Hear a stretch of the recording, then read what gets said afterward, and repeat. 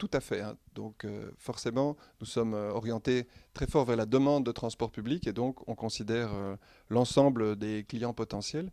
Mais je dirais, en plus de ça, à nouveau, en termes d'obligation de service public, l'État nous prescrit dans nos contrats de gestion explicitement de desservir les zones d'activité économique, par exemple, sans parler des hôpitaux, etc. Donc, il y a des recommandations pour s'en occuper de manière particulière. Mais plus généralement, donc, on a une équipe de développement du réseau qui est assez importante et qui analyse tous les jours les développements dans la ville et s'alimente à de nombreuses sources. D'abord, toutes les études qui sont publiées par les administrations bruxelloises en particulier, que ce soit l'urbanisme, Bruxelles Mobilité, l'Agence de développement du territoire. Ce sont des gens qui produisent des rapports prospectifs d'évolution.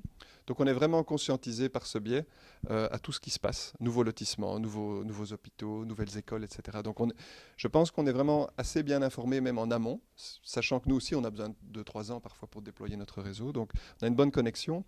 Au-delà de ça, on a aussi des outils qui deviennent assez performants. Il y a d'abord tout ce qui est outils géographiques, hein, on pense à Google, mais ça nous aide beaucoup également pour voir ce qui se passe, pour objectiver des prévisions possibles. On peut voir dans la réalité ce qui se passe. Et on a aussi des outils de modélisation de la demande qui finalement, sur une carte de Bruxelles, déterminent les flux préférés, les volumes probables de demande. Et donc, forcément, une zone d'intérêt économique va se retrouver en rouge sur la carte et nécessitera un déploiement. Je fais encore une dernière notion.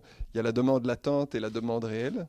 Donc, nous, on s'adresse à la demande latente parce que souvent, quand on ouvre une ligne, la demande latente se matérialise et les lignes se remplissent. Donc, il faut vraiment aller effectivement jusqu'au développement immobilier pour imaginer qu'une demande va arriver. Ne pas se contenter de compter les clients. Voilà.